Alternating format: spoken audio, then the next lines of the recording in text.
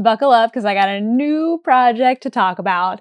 Again, it's not new, it's not brand new, but if you haven't been around for, I would say you would have to have seen it almost a year and a half ago, almost 2 years ago, actually, because I started this project June 5th of 2023.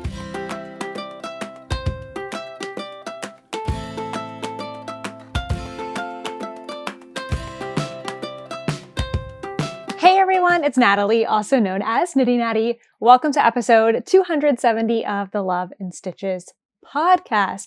It is a beautiful sunny Sunday today, and as you may hear in the background, there is various amounts of yard work going on at like all of our neighbors' houses right now. We actually had a pretty big storm this past week that downed some branches, and so I saw one neighbor with a chainsaw going to break that up. The neighbor right next to us is like power washing their patio or something. I did wait them out just a little bit. I think the noisiest component has gone, but I was in the mood to film the podcast today, and I feel like this is just getting us ready for when we're about to be back on the road, where I'm dealing with all kinds of different variables, from lighting to sound to a space to record. So we might as well get used to being adaptable.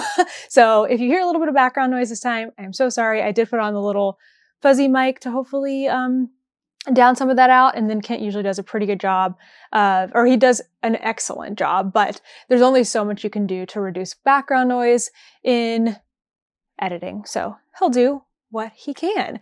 As you can see, I have a finished object this week that I am really excited to share about. I actually have two finished objects. One's going to be no surprise because I was nearly done with it last week. And I have a new project, more of an old project that I'm like raising from the dead and bringing back in, that I am newly working on this week. So let's get right into it. This is the Salty Days sweater by Veronica Lindberg. I started it back in, I think, October of 2024. I worked on it for a couple of months. I completed it at the end of November, but there were some things that I knew I was going to have to go back and fix. One of them is what I worked on this week, which is the hem. And then last week I talked about the sleeves, so like we're not going to talk about that again. We're going to talk specifically about taking out and redoing the hem this week. But first, let's talk yarn. So I still have quite a lot of yarn left over. I had plenty to work with. I didn't even need to frog the hem that I cut off last week. So this is the original hem. It is a twisted rib hem, like maybe almost 3 inches long, and it did not look great on me. It was just too long and drew in too much for my body type, and I just did not like the way that it looked. So my whole thing this week was trying to figure out what to do with the hem. I was able to use other little balls of yarn that I had, and I still have that much left. Oh, I was going to tell you what yarn it is. So my main yarn is a worsted weight yarn from the Little Fox. It is in the Fennec base, which is 100% merino untreated, so non-superwash merino. And the colorway is mallow. I think that's what that is. And then for the fuzzy element, I used Knitting for Olive. And what is this color called? It's a mohair silk, and it is called Powder. So really like how this came out. I wanted something really neutral that will be beautiful to wear in the winter, but also just kind of general. I didn't want to make it red or green to be Christmassy. I just wanted it to be very, wearable all of the time. And I'm really happy with how it came out. Okay, so last week I cut off the hem and I was left with basically the sweater as written, just with no hem on it. So I did take a picture, and this is what that looked like at that time. So it was wild because it's super different. When I had the hem on there, this whole sweater looked different. It looked narrower the whole way down, and it was mostly because the hem was just pulling it in and pulling it down, and it just didn't like how it looked on me. So when I cut the hem off, suddenly I got a boxier style. Of course, it's shorter, so that looks different, with not perspective, what am I trying to say? Like proportions. Proportions look different. So the proportions were different without the hem, but also the hem was pulling things in. So without the hem to pull in the stitches, the body kind of like got to relax and lie straight down or fall straight down. And it just looked completely different. And a lot of you said to just keep it the way it is and like stop it there. But I just felt like it didn't look finished without some kind of ribbing on the bottom. So I spent maybe half an hour looking through project pages under the Salty Days sweater and just seeing what different people had done. Because I knew there was some people who had shortened the hem or changed it otherwise. So there was kind of two fields here. There were people who had shortened the twisted rib on the bottom, and then there were people who had shortened this bigger rib section right here. So I personally did not like how it was going to look for me if I shortened this section. That was something a lot of people suggested. If I shortened this section and brought all of this up, it was just going to fall in like a weird spot. And I know it's hard to tell here, but this, where this is right here, is where like the waistband is on my jeans. It's a good stopping point, a good like visual line. And I just thought it would look funny if I brought that up any higher. So I did not like that option. As you can see, I went with a shorter hem option, which I am really happy with. So I did cut off that hem, and it took me about 5 days from there to decide what I was going to do. And then after I had made a decision, I just like went for it. So I was kind of between two things. I was between keeping things shorter and making a longer split hem, because I thought, I really like how cozy the sweater is, how it's kind of oversized. I kind of do want it to be a little bit long, but like that's obviously not working for my body. I have to do something about it. I need to split the hem. So what I thought I would do is try a short split hem, so kind of like meet halfway in the middle. And if I didn't like the short split hem, I could either make it just all short and like seam the sides and it would just be a short hem overall, or I could just keep knitting on that hem and get a longer hem. So I figured it wasn't going to be, you know, no harm if I just started trying it. I had to try something to like figure out if I was going to like it. So the modifications that I made, I did use a larger needle. That was going to help a lot with like everything drawing in. So instead of going, the whole sweater is knit on an 8 and I got gauge on an 8. So that's what I did. And then the ribbing is done on a 2.5, a US 2.5, which is really small. It's a drastic change. Usually with ribbing, in most patterns, you're going to go down maybe 1 or 2 sizes. So that's a lot of sizes to go down. And honestly, it is really effective. Like it's beautiful on the sleeve. It's beautiful on the neckline, but it just didn't work for me on the bottom. I just can't afford to have it come in that much.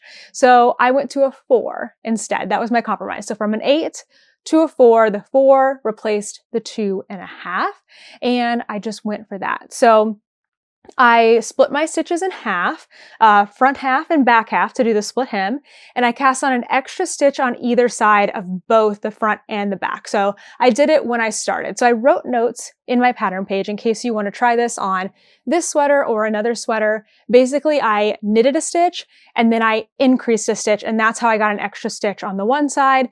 I worked my way across some twisted ribbing. When I got to the last stitch, I increased again, and then I knitted a stitch. And I kept those extra stitches on either side of the hem slipped. So I think I knit them on the right side and I slipped them purlwise on the wrong side. And that just gave like a little bit more of a finished edging. Actually, let's see if I can show that, if it will actually show. So just a little bit more, I don't know if you can really see that, of a finished edging. And it also allowed me, oh, that's the other thing I forgot to mention. I made sure to have an odd number going across so that I could start and end with my twisted knit.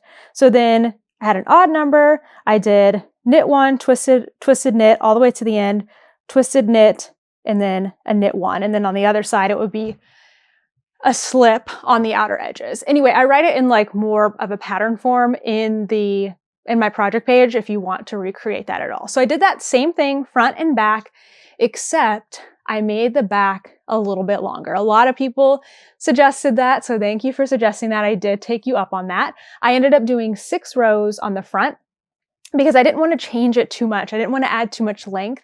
So 6 rows ended up being about 1 inch. And then on the back, I did 10 rows, which ended up being like 1 3/4 of an inch. So I will say, I literally just finished doing the twisted bind off right before I started filming this. I had done one half last night, and then I did the other half at lunch today. I kind of wish I didn't have that much of a difference between the front and back. I wish I had either only done 2 rows more on the back, or what am I trying to say? I wish I had done 6 rows on the front like I did and 8 rows on the back, or I wish I had done 8 rows on the front and 10 rows on the back. Like, basically, I don't like that there's that much of a difference between them, but I am going to leave it. I am not messing with it right now. I haven't blocked this yet. So actually, I am going to block it today, and then I'm going to try this on with jeans, which is what I will be wearing. Right now I'm wearing shorts because it's a little warm to be wearing a mohair sweater, but I wanted to wear it for the podcast. So I'm compromising by having on shorts to keep me cool, which is working very nicely actually. But I will block this. I will put it on with jeans, and I will have Kent put it in here. So Kent, please put your B-roll magic in here, and let's see what it looks like when it's all said and done. I think I'll like it a little bit more because right now it's drying up just a touch. But with blocking, I'm hoping that it will just really relax and kind of keep that boxy shape that it had when it was a little bit shorter. All in all, I'm really proud of myself for getting this repaired, and I'm calling it finished. There's always a future time that I can mess with the hem later, but that's going to be like way, way down the road, because right now I'm going to wash this and I'm going to put it in a drawer and I'm not going to look at it until like next winter. And I do find that sometimes when I step away from a project, whether it's a whip or a finished item, if I step away from it for a while and then I come back to it, I'm like, what was I nitpicking this for? It's totally fine. I actually like it just fine. And then sometimes I do want to change something about it, and that's okay too. So I think stepping away from this project for a while and just giving myself permission to call that a finish line is going to be excellent instead of continuing to tweak it, because it doesn't look bad. I just think I wish the hems were a little bit closer. What I honestly wish is if I could have done 3 rows difference between the two, because 6 rows is about an inch, so 9 rows would have been an inch and a half. But I didn't think that I could do the twisted bind off and get it to look the same, because I would be binding off 1/2 on the right side and 1/2 on the wrong side. So yeah, I didn't like that idea. So I don't know, maybe that wouldn't have been a big issue and I could have done that anyway, but we're calling it good for now. It's a finished object and it does look really pretty, and I am like 20 times more happy with it now that I don't have that original hem. My second finished object for the week is my Brioche Cowl. It is all done and bound off. It is not blocked yet. I don't know. Will I wash it? Probably, because I'm about to put it away. I like to store. So yeah, I probably will wash it. But sometimes I feel like with brioche, it loses a little bit of that bounce and that like texture and squish factor when you block it. But at the same time, I'm not really blocking it. I'm just washing it and like laying it flat. So I'm not trying to make it a certain shape or bigger. I'm just really cleaning it. And it needs to be clean because my hands are all over it and I took it around to a bunch of different places. So I'm going to clean it at some point. It might as well be now. But I'm really happy with how this came out. I mentioned last week that I wasn't super in love with the way that, like, okay, let's talk about this project from the beginning. I started this on February 2nd for our Brioche Make-Along in the Love and Stitches membership. So in February, we did a workshop on how to do 2-color brioche, which was how this started. Where's the beginning? Yeah, I think this is the cast on. So we did a workshop on 2-color brioche that I taught. And so we got things started. And then we were originally working another pattern. That pattern ended up not being what I wanted it to be to like teach all the different skills. So we deviated from it and I kind of wrote this pattern-ish for the membership. So it's nothing it's nothing super exciting. It's basically 2-color brioche, just standard brioche. And then in March, we added to those skills by learning increases and decreases. And so we did that in the middle. And then I wanted to balance it by ending it with just that regular 2-color brioche. And so last week I was like, I don't know, I kind of wish I had done this increasing and decreasing all the way through, but I actually think it's fine. I'm not totally would not think this is a pattern worthy of selling or anything like that. Not that I was thinking of doing that anyway, but it's all right. It's pretty good. And it was great for learning brioche. And now I have a beautiful new cowl. So the yarns that I used for that are fingering weight, and they're both from Ruby and Roses in her plump rose base, 85% superwash merino, 15% nylon. It's a 2-ply. The hot pink is called Material Girl, and the light pink is called Rosy Cheeks. And I have quite a lot left from both of these colors. They are pretty much used up evenly. This one was used to cast on, knit a row of rib, and then also at the end, knit a row of rib and bind off. So I've used a little bit more of the hot pink, but all in all, they're pretty much the same, and I have quite a lot left. I want to rewind these, and then I am putting these in a Ziploc bag with the other leftovers that I have, because eventually I want to make myself a pair of hot pink gloves. And then either I'm going to have enough yarn. I could do like a brioche hat to match, but my original idea was I have so much of this color left in a DK weight when I made my Nordlig cardigan. So I was like, I could make a matching hat, or like a coordinating, they wouldn't be matching, but like a coordinating hat that was light pink. The cowl would tie it together by being light pink and hot pink, and then the gloves would be hot pink. But I'm going to leave that for future me to decide. And right now I'm just finishing the cowl, storing everything away. I don't see this as a project that I'm bringing with me or working on in the near future, but maybe like in the fall or something like that. So let's try this on. I really should have brought a tape measure over here to see how long I made this. My goal was 10 inches. Just looking at it, I would think it's maybe slightly longer than 10 inches. I'll try to measure it and put it in my project page, but I think I got a good length. I feel like when you're doing a single loop cowl, you need a lot of length, or it ends up just like scrunching down and being a ring around your neck, which is not problematic if you're looking for something that's more of just an accessory, something cute to throw on with a t-shirt or like dress up an outfit. But when you're looking for warmth, that's not really helpful. So having something nice and long is really nice. So let's put this on. I did record this just a second ago, so I wouldn't have to have my microphone on. So you can just watch me put it on here. Look at how cute it looks and how great it looks and how squishy and comfy it is. I really think I got a good length out of it. So I'm really happy with how this came out. Something else that I'm pretty happy about is I got such a nice stretchy bind off, and I don't know what the heck I did. I know that I did the bind off in like a knit and a purl. Is that the bind off? Oh wait, that's the cast on. Oh, here's the bind off.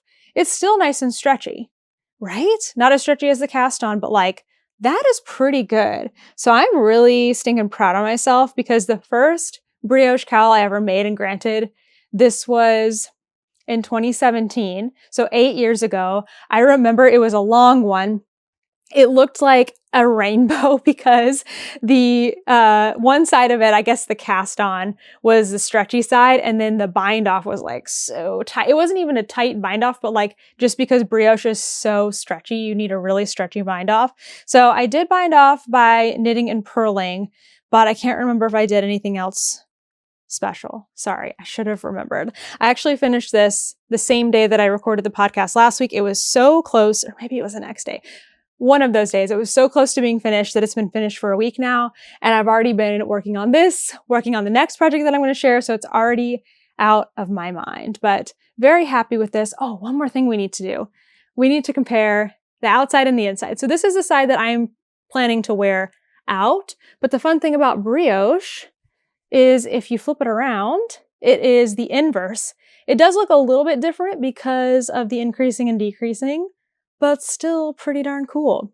Brioche is really fun. If you have been intimidated by brioche, I encourage you to try it with something super, super basic. 2-color brioche in the round is definitely the way to start, because it's only 2 rows that you keep repeating. 1 color always knits, 1 color always purls. It's the easiest, I feel like, to not get confused on. So give it a try. I think you'll like it. Buckle up, because I got a new project to talk about. Again, it's not new, it's not brand new, but if you haven't been around for, I would say you would have to have seen it almost a year and a half ago, almost 2 years ago, actually, because I started this project June 5th of 2023. So if you are newer here, you may not have seen this project at all. And even if you were here or watching then, it's been so long. I'm going to do a recap on this project before we get into what I did this week. So this is the Battenberg Blanket. It is by Sandra, or no, I'm sorry. Who is it by? I didn't write down, I like wrote like one thing in and then I stopped. Sandra Paul. That's actually what I was thinking, but I wanted to double check. So it is by Sandra Paul, who is also known as Cherry Heart on YouTube. Sandra has amazing tutorials on this blanket and on other things and really, really well done vlogs. I watched some of her Vlogmas this year and it was so refreshing, completely different than a lot of the other Vlogmases, completely different than mine, where I'm like chatting at you all day long. Just really, really fun. So anyway, just another thing to put out there in case you are looking for more people to follow along with. But I love this pattern. So I started this as my final scrap-free 2023 project in June on June 5th. Of 2023. So scrap-free 2023 was something that I did the year after I eliminated my stash. So it's hard to believe, I know, if you've seen my recent stash videos, but there was a time in early 2023 where I only had the current projects I was working on, one full skein, one 100-gram skein of yarn in stash, and then I had scraps and advents. So I kind of separated those two things out as like, what am I going to tackle for a year? I went for the full skeins. I got that accomplished. And then scrap-free 2023, I spent 6 months working on like assorting and organizing my scraps, knitting and crocheting from advent project, and finishing up blankets, which is actually kind of what I'm doing right now. So that's kind of an interesting parallel. 2 years later, I'm kind of doing a similar thing. But that's because I got 10 advents in late 2023. And then I got, 3 more last year. So we have a lot to work with right now. But there was a time where I was starting my last advent into a project. And then I went and bought more yarn. I mean, it's fine. It's not that big of a deal. But anyway, that's what this project was. So I spent all of June making the colorful squares from this blanket. So everything you see here that is not that beautiful neutral color. And I made all 24 colors. So it was 24 20-gram minis from a homespun house from her 2022 advent.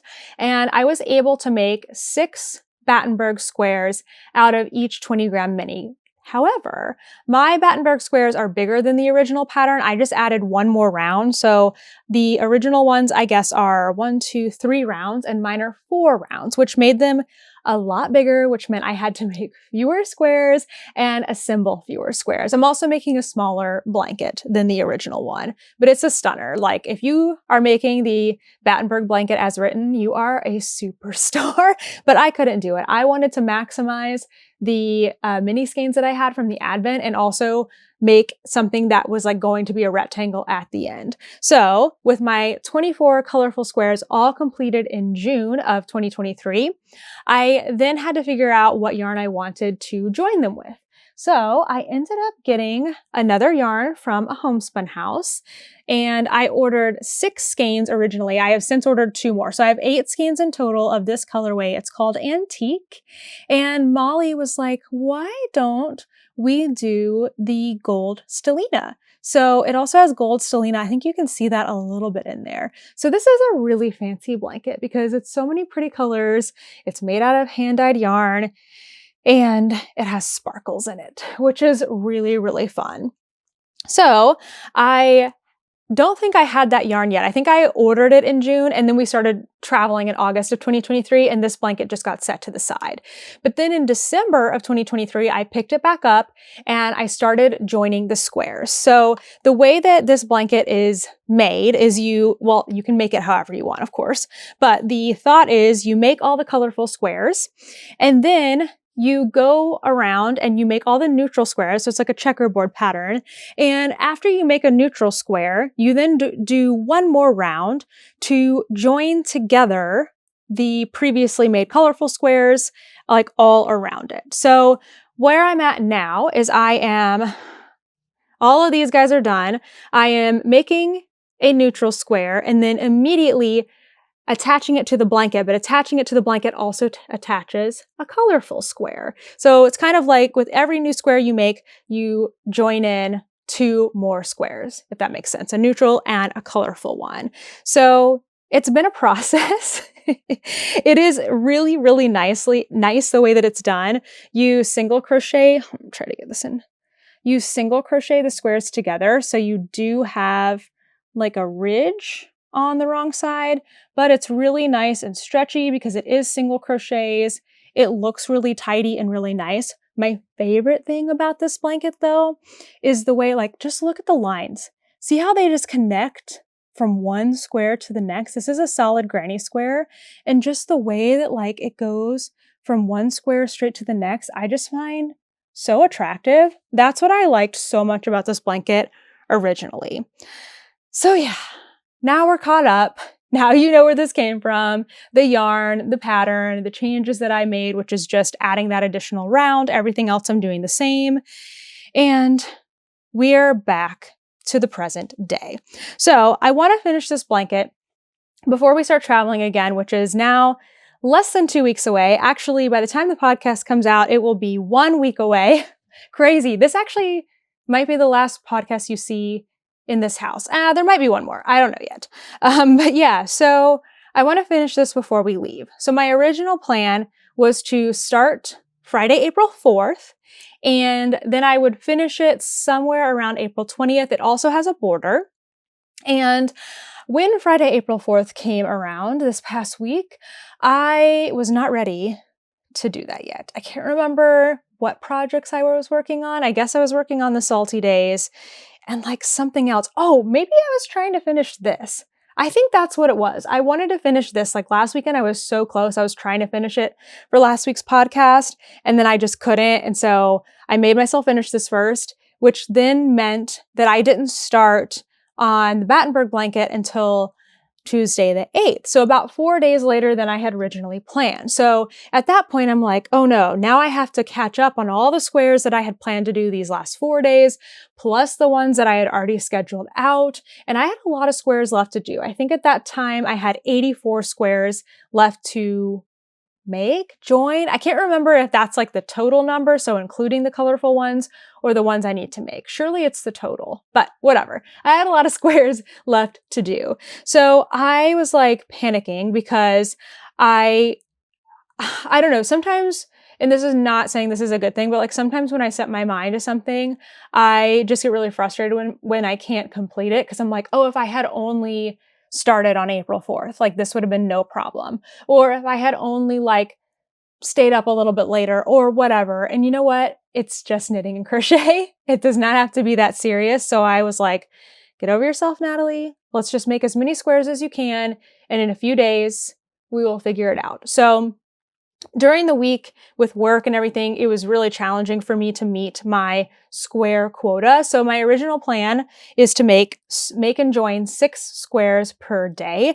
I do know that this takes me about 25 minutes per square. So that's making the square, joining it. So that's an additional round, joining it in, which is a little bit slower than just crocheting itself, and then weaving in the 2 ends. So with every square, there is 1 end from the center and then 1 end from the end of joining. So I am weaving in, like the only ends that are on here right now are the ones that are not like attached to a square yet. I like to have it attached to a square and then I weave it in. So there's only ends here at the end, which is so nice. I'm so grateful to myself for doing that.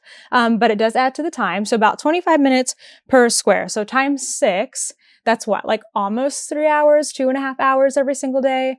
And that also, it doesn't always take me that long. Like sometimes it takes me longer because I'm getting disrupted or whatever. And like, I find my knitting time and crochet time is not always like purely just knitting and crochet. I'm doing other things. So anyway, it was tough during the week to try to get that done.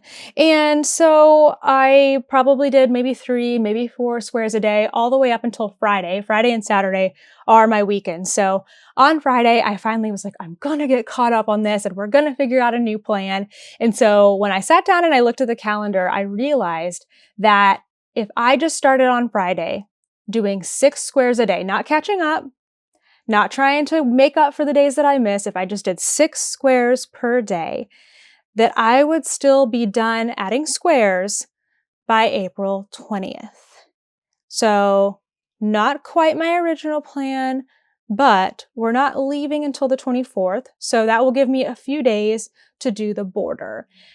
And something else I know about myself is when I start getting to the end of a project, I get like superpowers to finish it. And like all of a sudden, all this extra time and energy is just coming out of me and I am able to like speed through things. So I think as long as I concentrate on my 6 squares per day, which is a lot of crochet, but also pretty doable, I think I will be able to finish this border and all before we leave on the 24th. So I'm sharing updates every day on Instagram if you want to cheer me on, but I am so determined to leave for our next trip with this as a finished object. I'm not bringing it with me, I don't think.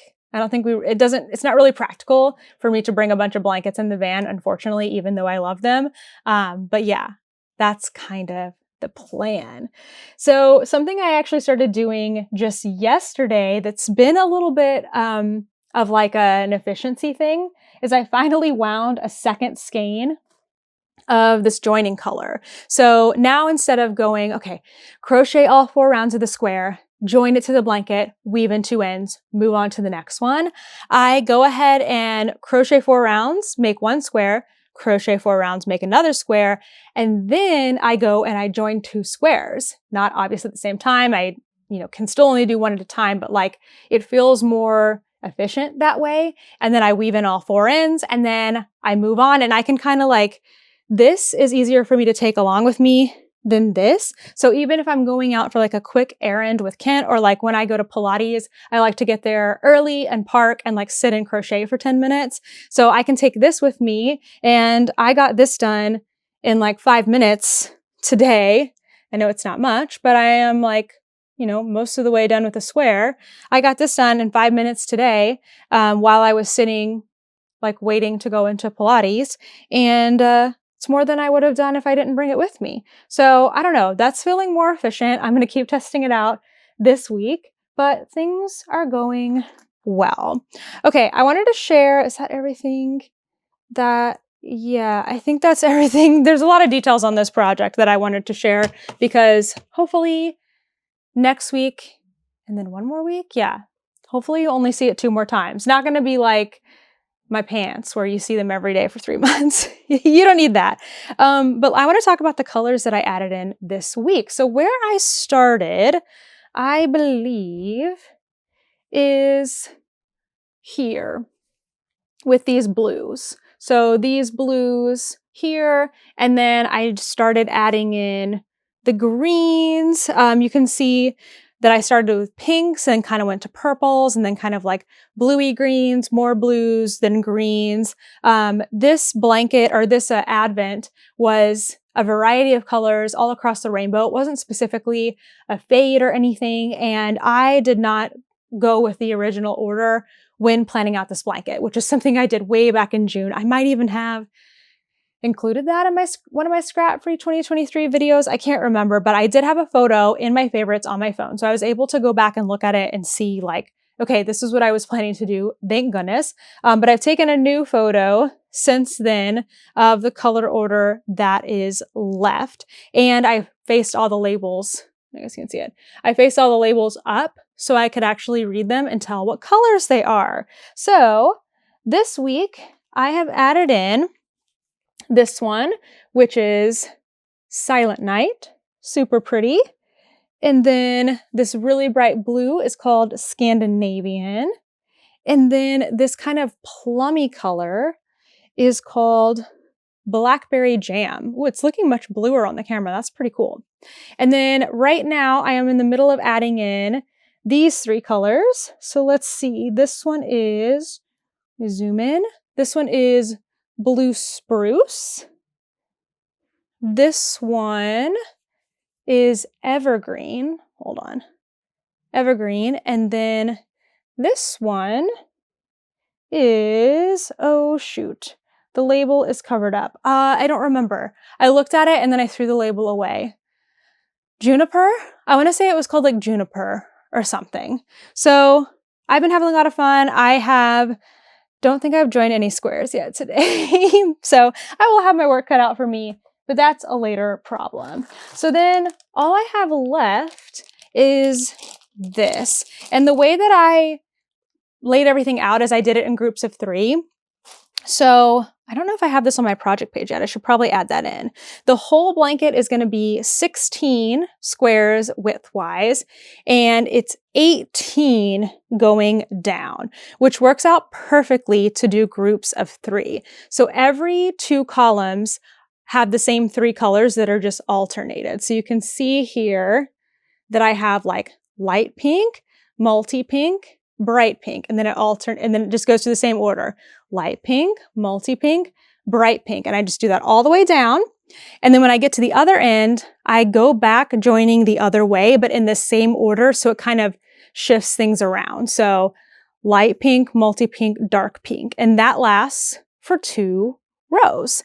And that uses up all 6 squares of 3 colors because that's 18, right? Wait. Yeah, that's 18. That makes sense. Okay, yeah, so that's good. So that takes up the 2 columns, and then the next 2 columns, I have the same colors, and then the next 2 columns, and the next 2 columns, and the next 2 columns, and so on. And I just thought that was a good way to have the blanket look varied, but still having an organized assembly, which is what I needed for my brain. So where did my phone just go? Okay, here we go. I have 6 colors left to join, which I should be starting to join tomorrow. And each of these should take 3 days. Am I totally off on my count of what I need to do? Well, I'll figure that out later. Maybe I'm going to be more than fine with getting this done if I keep doing 6 a day. Doesn't matter. I am going to keep on keeping on. So my next set of 3 is barley, partridge in a pear tree, and cedar. So these are kind of like the most neutrally ones. I decided to kind of end with like neutral. So these guys are next. Actually, these are very variegated. They're super pretty. And then after that, the final 2 columns will be 2 more neutrals. And wait, I think I just showed you the wrong ones. Barley. Oh yes, I picked one of the wrong ones. You'll see it when it comes in. Wait, what the heck? Okay, here we go. This one's barley. Sorry. So it'll be these like warm ones. Then the final 3 rounds, the final 2 columns, the final 3 colors will be like my more gray neutrals. And then I saved 1 pink for the end to kind of like bring it together. I had too many pinks and purples to do them all in the beginning anyway. And so saving 1 for the end, I felt like it was a good way to tie it back up and also not have it totally just end with neutrals and be very blah compared to the other side of the blanket. So we've got ribbon candy. And this one is oatmeal, and this one is cabin in the woods. So it's gonna be so pretty. I'm so excited. I was really worried like a few days ago that this was not gonna happen at all. And now I'm like, I think this is gonna happen. I think it's going to be finished before we leave.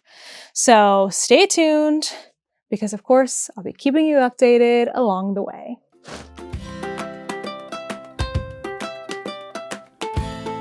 This is a super quick one, and it's the last project, but I just started another yarn cozy. Nothing too exciting, but I did decide to do the cables. So these are just faux cables. It's one of the options in the Yarn Cozy Lite pattern, which is really fun because it's not hard to do. Oh, there we go. It's not hard to do, but it does make it look a little more festive. Actually, the Yarn Cozy that I had my Yarn Cozy yarn in has the cables on it. One of my friends, Bree, made this for me, which is really nice. So yeah, I just started this because I finished knitting on the sweater, and my only other project right now is my crochet blanket. So I didn't have any knitting for my morning knitting, but I almost wish that I hadn't done the cabled version of this and just done the ribbed version, because I have needed an easy in the dark knitting project because we went to a movie this past week and I'm going to a movie tonight. So I'm going to have to figure out something else I can do. I'm actually thinking that I may knit a swatch because I would like to cast on a new sweater. Finally, since I'm finishing things, I'm going to cast on new things. Speaking of, I am starting to figure out what I want to bring with me on this next round of our trip and our travels. I am trying to be realistic and also keep everything fitting in the small cabinet that we have. So that's going to be a video coming up here in the next couple of weeks.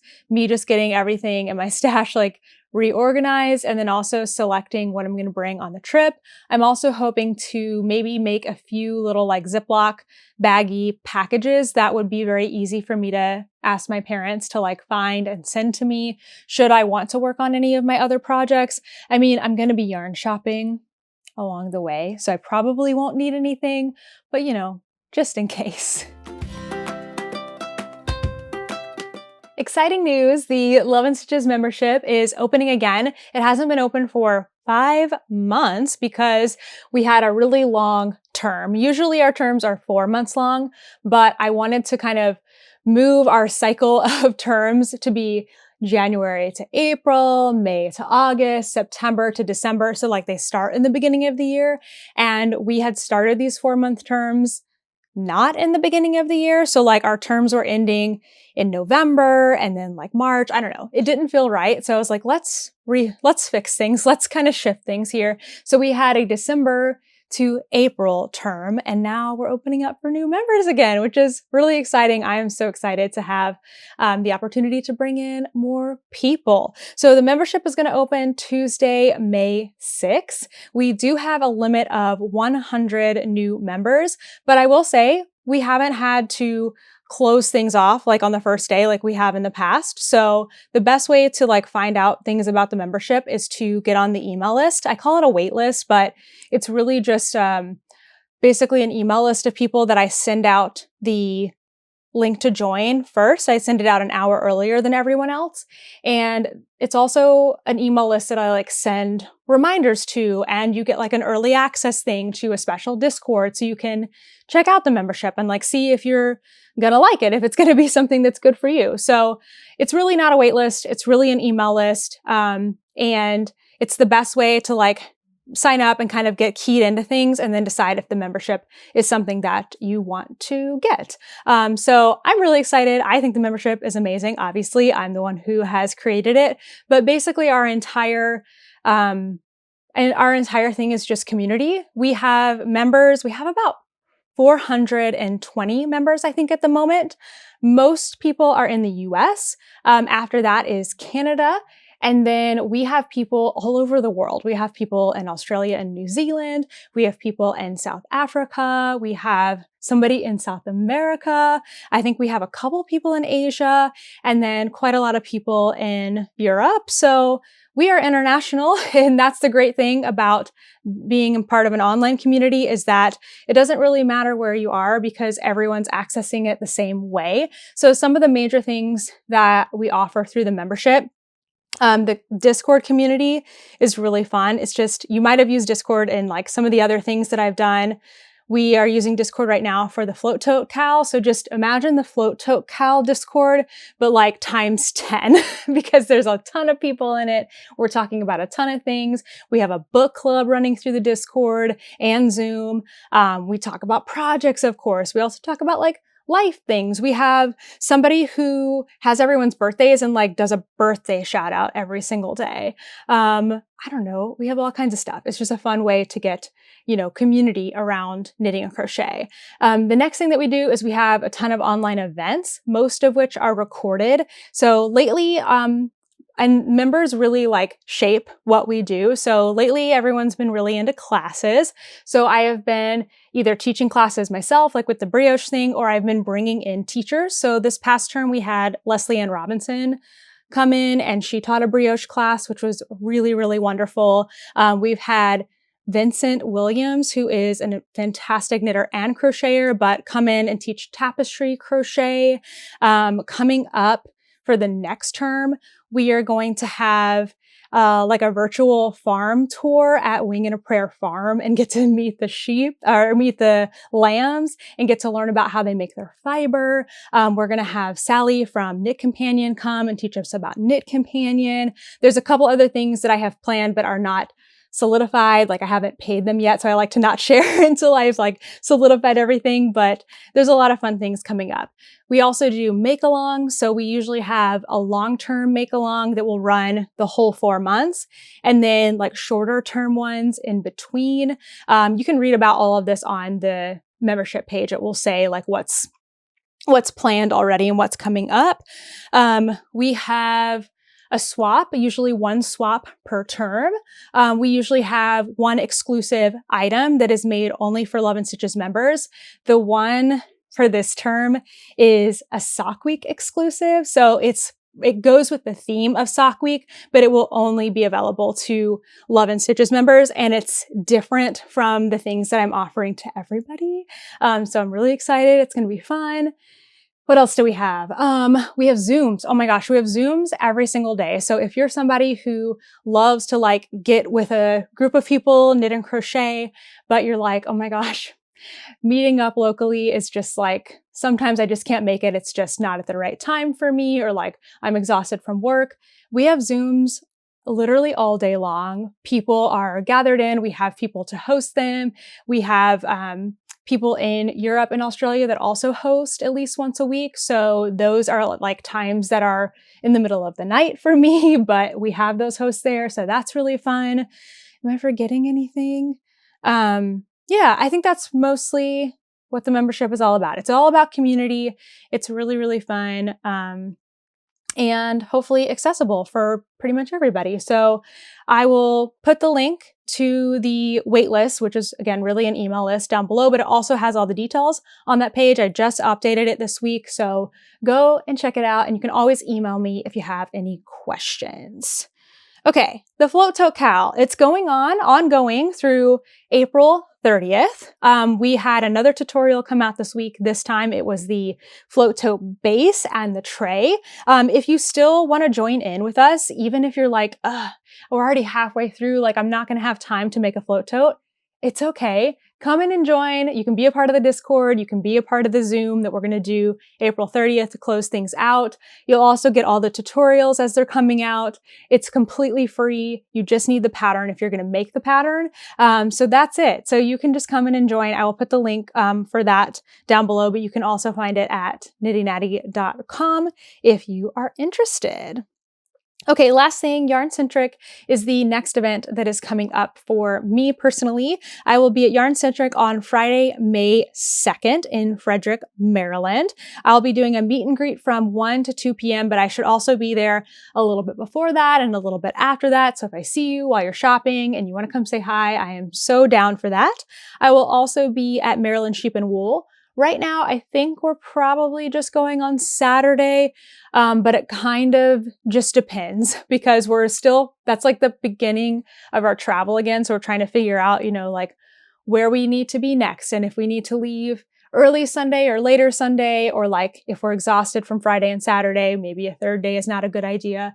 I am trying to go out into this leg of our trip with like not overdoing it, because I feel like I have spent the last 5 months that we've been here at my parents' house recovering from just doing so much. And that's honestly so great. I'm so grateful we got to do that, but it was exhausting. So I think if we don't travel as fast, if we don't do as much, I will be able to put more into everything that we are doing. I think that's just a fact of life, isn't it? So yes, we will be at Maryland Sheep and Wool. We will be at Yarn Centric, but days TBD. Okay, we're having to add this in because I got too busy talking about the membership and I completely skipped over talking about the Woolen Women box for May. So the Woolen Women box is a lovely subscription box that I have been getting for maybe the past year and a half. It comes with a skein of yarn, either fingering weight or DK. The fingering weight one usually comes with a mini skein or two, and then it's a completely immersive box. So it's got all these different options you can add on. I personally love getting the candles the most. I think they're so much fun, and I love my routine right now of going to my desk in the morning and lighting a candle before I answer emails and do all my admin and stuff. They're just really, really nice. But we have decided, Andrea and I, that I am going to pause receiving the physical boxes for the next several months because we are about to start traveling, and logistically, it is just tough to get those boxes. It's tough for her because she's got to reach out to me and find out where I'm going to be. It's tough for me because I have to think, okay, where am I going to be a week from now? And where is somewhere that I can send it to? Because we don't always stay in places where we can receive mail, like campgrounds or friends' houses. And the last logistical thing is space. It's just tough to be taking in yarn. So I'm trying to use the lessons that I've learned from the past year and a half of traveling and put it into this next short term and make things simple and easy for me. But that doesn't mean that I can't share the box with you because I've got all these lovely photos that I can show. And normally what I do is I open up the box kind of live while I'm recording to kind of get my reaction. So I haven't looked into it yet. I'm going to look at the listing and we're going to discover it together. So let's see where we are traveling to and what we are experiencing this time. So May's theme, and you can order this through April 23rd, is Doodle Bug Den. It says, where stitches dance among the blades of grass and creativity flutters like wings through a meadow of blooms. This May, a woolen yarn box is shrinking you and your yarny goodies down teeny tiny so you can get your jitterbug on with the other beautiful summer bugs. Oh my gosh. They're always so creative with their descriptions. Okay. The yarn. Oh man.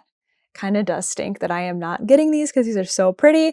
But the yarn is this really beautiful multicolor. I see bright pops of yellow and pink, a little bit of blue and purple in there. Super, super cute.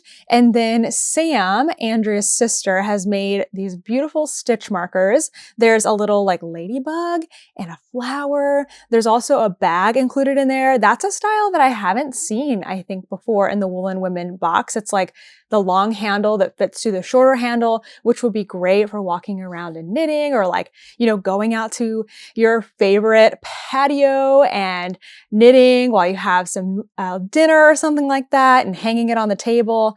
That's super, super cute. Okay, I also have the details here of the fun accessories that are included. There's a soy wax candle. Dang it, I love the soy wax candle. Okay, the soy wax candle is Lady Bugs and Blooms scented, and I don't have anything beyond that. So sorry, I don't know exactly what it will be like. It'll be a surprise. I can say I have been using my March candle for the last maybe 4 weeks now, and it is the best scent. I wish I could get that one again. It's so good. There's also a lanolin lotion bar. The ingredients are included for any allergies. So there's lanolin, shea butter, cocoa butter, mango butter, and essential oils for fragrance. And it is sweet summer grass. Ooh, that sounds really cool. I would have loved that. That is awesome. If you get the crochet box, the crochet pattern is the ruffled feathers scrunchie. And if you get the knit box, the knit pattern is the Hyatt. Let me click on this and see what it looks like here. Oh, it's socks. Ooh, these are really pretty and textured and detailed. Oh, that's super, super nice.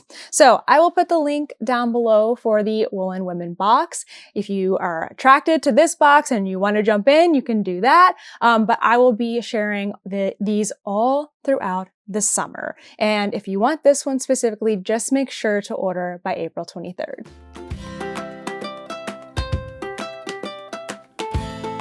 Let's go over some highlights from the week. It's another week where I mostly just knitted and crocheted, so I've already shared with you all the highlights, I finished a sweater, I started a blanket, but there are some other life things in between. So one is kind of random, but I got a weighted vest for walking this week. It's also called rucking, or like if you wear a weighted backpack, it's called rucking, but I didn't want to wear a weighted backpack because I felt like that would be, I don't know, like it would like pull me back, and I didn't want to have a bunch of weight and like a special backpack for it. So I kind of did like minimal research, and I ended up finding a company called Rucker, and they make backpacks, but they also make vests specifically for women. So I ended up getting a 12-pound weighted vest that kind of evenly distributes the weight across your shoulders and the front and the back. I should have brought it over here with me, but it's pretty cool. I really like it. I started walking with it on, I want to say Tuesday or Monday or Tuesday of this week. And I started out, actually, that's not true. I started wearing it on Monday, but just to do a chore around the house, because they said you don't have to wear it just while you're walking. You can do like a chore around the house. And the purpose of the weighted vest is kind of, or at least for me, why I got it, is to elevate my heart rate a little bit when I'm walking. I'm doing lots of walks, but I want to get to that like next zone of making it really exercise for me. So I got the weighted vest with the intention to walk, but started by cleaning the bathroom, which was really a challenge because it's kind of a balance challenge when you add that extra weight up here. So when I was like bending, to scrub the toilet, I was like, whoa, this is a challenge. So after that, I walked with it with Toaster for about 10 minutes and then dropped it off at the house and went and did the rest of my walk. And then the next day I wore it for 15 minutes. And the next day I wore it for like 30 minutes. And then I did 30 minutes for a few days. And then finally on Saturday, I wore it for my entire 45-minute walk. And it was great because I got into that zone 2, which is what I was hoping to achieve for the majority of my walk, which is fantastic. And also, holy cow, I can feel it in my abs because you really have to keep yourself up straight. So that was just like an exciting thing. It was something that I, looked into. This is kind of how I work. I'm like, okay, I want to like get more exercise out of walking. Minimal research, weighted vest, cool. Ordered it and it came and I actually like it and it's actually working. So that's really great. Very happy about that. We saw a movie this week. We haven't been to the movies in a while. We saw Drop, which is the movie where the couple goes to the restaurant and the woman is getting airdrops from like a creepy person. I liked it. I thought it was pretty good. It wasn't super scary. There were some parts of it that were kind of laughable because they were so ridiculous. But I liked it all in all. I knit on my salty days. I was working on the second half of the hem. So I had that like 10 rows of twisted ribbing to do. I wasn't sure if I was going to be able to do twisted pearls in the dark, and I kind of wasn't able to. I was looking down at my knitting. I feel like sometimes, especially when I'm trying to master like a new stitch without looking at it, I just need to like, even if I can't see it perfectly, I just need to kind of like barely look at the stitches and I can do it. So I managed to do a few rows during the movie. I did more probably before the movie started, and in the car on the way there, but that was great. I didn't have another project to work on in the movie, so I just brought along what I had and got most of the rows done. But yeah, I like the movie.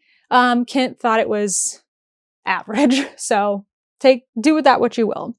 And then the last thing is I did some stash organization to start getting prepped for traveling. So yesterday, one of our membership events, our membership theme for this month is spring cleaning. So we're working on finishing up projects. Hello, I am working on it too.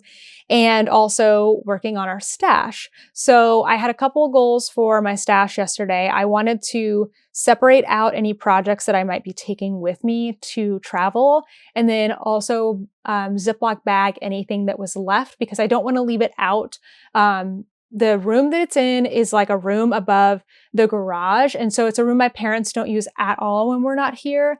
And I don't know, the room is fine, but like I just got worried, like if something is sitting by itself without being closed up for 4 or 5 months, what if bugs got to it? Nobody would know. So I just figured it would be safer to just bag everything up and put it away that way, and it will be safe for me when I come back. So I did end up doing that. I have a before and after photo of what it looked like before because it was kind of a disaster after finishing my travel blanket. I had yarn just thrown everywhere, so I had to get all that organized by state, and then I got everything else bagged up, and then I left a few yarns sitting out on the table because I haven't decided if I'm bringing them yet or not. Whatever I am not bringing, I will be bagging up. So yeah, that was really great and felt really nice to get done. It took me just over 2 hours yesterday. So I'm glad that's done. And now I can do the fun part, which is like planning the projects.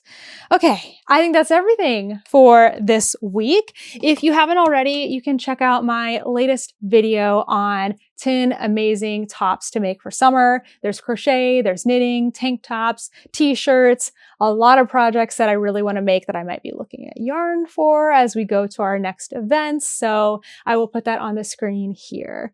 Thank you so much for watching, and I will see you in the next one. Bye!